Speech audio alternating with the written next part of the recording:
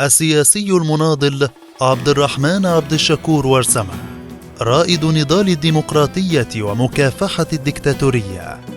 السيد عبد الرحمن عبد الشكور ورسمة هو ناشط سياسي وقف منذ سنوات عديدة ضد التدخل الأجنبي ومضايقاته في الصومال، ولحماية وتعزيز الديمقراطية ورعاية حقوق المواطن الصومالي ومحاسبة الحكومة القائمة ومعارضة الطمع الدكتاتوري. وقد مر السيد عبد الشكور في نضاله هذا بسلسلة من التجارب والمتاعب الكبيرة، بما في ذلك محاولة اغتيال مخططة ضده وحملات دعاية وتشهير وقيود على رحلاته وتحركاته وعرقلة اجتماعات موسعة كان يسعى لعقدها داخل وخارج البلاد.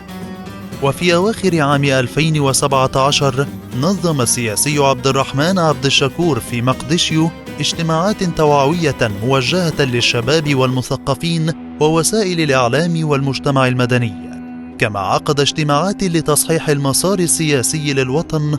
وبدلا من استغلال المقترحات والتوصيات الهادفة المقدمة من قبل عبد الرحمن عبد الشكور زعيم حزب وذاجر المعارض لتصحيح المسار السياسي ومصير البلاد، رأت إدارة الرئيس فرماجو المنتهية ولايته أن ذلك يشكل تهديدا لوجودها، وذلك بسبب أنها كانت ردا منطقيا يهدف إلى دحض الافتراءات والدعاية الحكومية المضللة في وسائل الإعلام وخاصة وسائل التواصل الاجتماعي.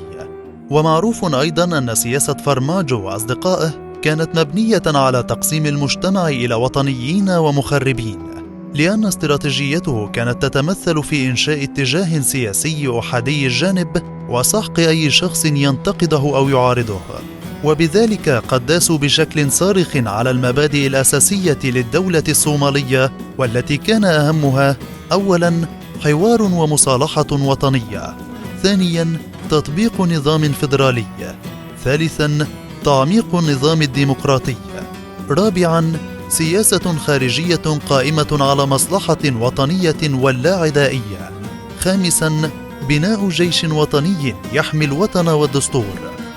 وكان عبد الرحمن عبد الشكور يرى في حواراته أن إدارة محمد عبد الله فرماجو حولت المصالحة إلى حرب، وغيرت النظام الفيدرالي بحكم مركزي في يد واحدة متنفذة فيه، كما قامت إدارته باستبدال الدكتاتورية بالعملية الديمقراطية، وجعلت السياسة الخارجية غير مستقرة ومزاجية وكثيرة التقلبات، بل وأكثر عدائية بالنسبة للجيران وبقية العالم، وذلك بحجة الحفاظ على السيادة الوطنية والاستقلال. وفي البداية انزعج كثير من الناس من رؤية عبد الشكور، لأنهم كانوا يرونه أنه يحب منح الحكومة وقتا كافيا، وأنه ينبغي أيضا تجنب النقد الإيجابي الموجه لها في ذلك الوقت المبكر. لكن الرد الذي كان يردده دائما السياسي عبد الرحمن عبد الشكور هو أنه عند إعادة بناء دولة منهارة يجب أن يتم جبرها بشكل صحيح دون تشويه للعضو المكسور، حتى لا نضطر إلى كسره وإصلاحه مرة أخرى. وبالتالي من الضروري أولا وضع حد لأطماع الساعين لتشويه مسار التصحيح. وفي إطار تنمرها للآراء المعارضة لها والتوجيهات السياسية التي تتعارض أو تنتقد خططها السياسية، استهدفت إدارة فرماجو السيد عبد الرحمن عبد الشكور، الذي كانت تعتبره يشكل عقبة أمام طموحات فرماجو الاستبدادية، وتمت بالفعل محاولة اغتيال في 17 من ديسمبر كانون الأول 2017، حيث هاجمت قوات الأمن الصومالية السيد عبد الرحمن وقيادات حزبية أخرى في مقر حزب وذاجر، مما أسفر عن مقتل 5 من حراس مقر الحزب وإصابة نحو 4 آخرين، كانوا من بينهم عبد الرحمن نفسه، والذي اقتيد إلى السجن وهو مصاب، ثم أطلق سراحه بعد بضعة أيام. وكان هذا عملا إرهابيا وتعسفا في استخدام السلطة وانتهاكا صارخا لسيادة القانون. واللافت للنظر أن عبد الرحمن عبد الشكور لم يقم بالرد على ذلك الهجوم الهمجي كما توقعه البعض أو أوصى به كثير من أنصاره، وبدلا من ذلك فضل القانون والعدالة وتنازل لمصالح الدولة ووجودها. وقد منع السياسي عبد الرحمن عبد الشكور من عقد دورات توعوية وتدريبية للشباب الصومالي والمثقفين وأنصار الحزب، كما تم استهداف أي شخص يؤيده أو يبدي له التعاطف أو يجتمع معه. ولم يقتصر هذا التضييق على الداخل، إنما استمرت ملاحقته في الخارج، حيث أوقفت حكومات كينيا وماليزيا اجتماعات كان ينوي عقدها في كينيا وماليزيا بعد طلب من الحكومة الصومالية. بالإضافة إلى ذلك تم تجنيد مئات الشباب في منصات وسائل التواصل الاجتماعي لتشويه سمعة السيد عبد الشكور، وبالفعل تفننوا في صناعة مقاطع مرئية كاذبة لتشويه سمعته. ومع ذلك فإن الترهيب الحكومي لم يخوفه وأنصاره عن التحدث علانية عن سياسة الدولة الفيدرالية القائمة على الملاحقة الأمنية والتخويف. وكان النقد العلمي المبني على الحقيقة والواقع من الوسائل التي يستخدمها السياسي عبد الرحمن عبد الشكور من أجل خدمة المصلحة العامة للشعب الصومالي. ويشهد الصوماليون كيف أن السيد عبد الرحمن عبد الشكور كان ينتقد بشكل صريح فظائع وانتهاكات الحكومة الفيدرالية في جميع أنحاء الصومال، سواء كان مذبحة بيدواه أو الهجوم والعقوبات المفروضة على ولاية جوبالاند وحصار أرض الصومال.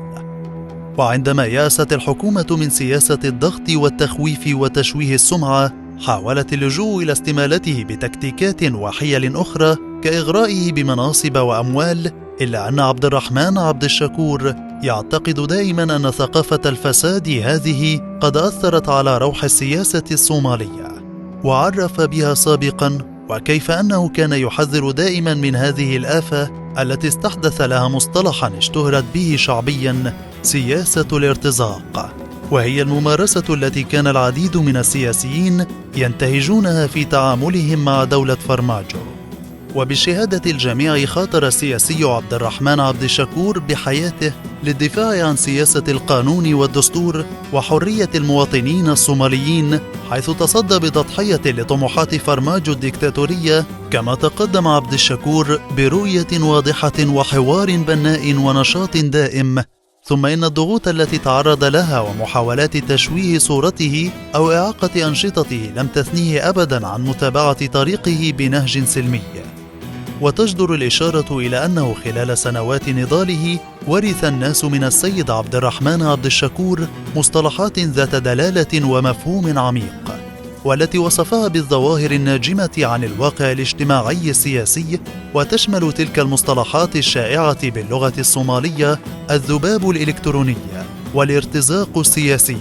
كما ورث الناس منه مفاهيم أخرى كانت من بينها التوافق، الإجماع، التشاركية، والاعتماد على الذات. وكان بعض هذه الآراء والمفاهيم تعبر عن تصرفات كارثية كان يحذر منها، فيما كانت أخريات ذات قيمة تمس الحاجة إلى استخدامها لتحسين الوضع السياسي والقيادة الصومالية.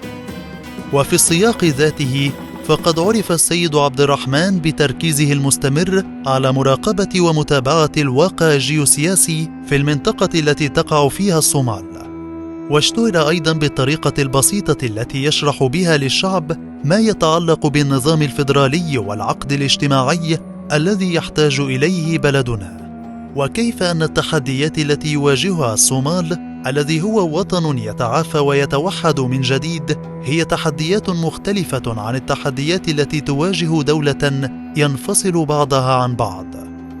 هجوم فبراير.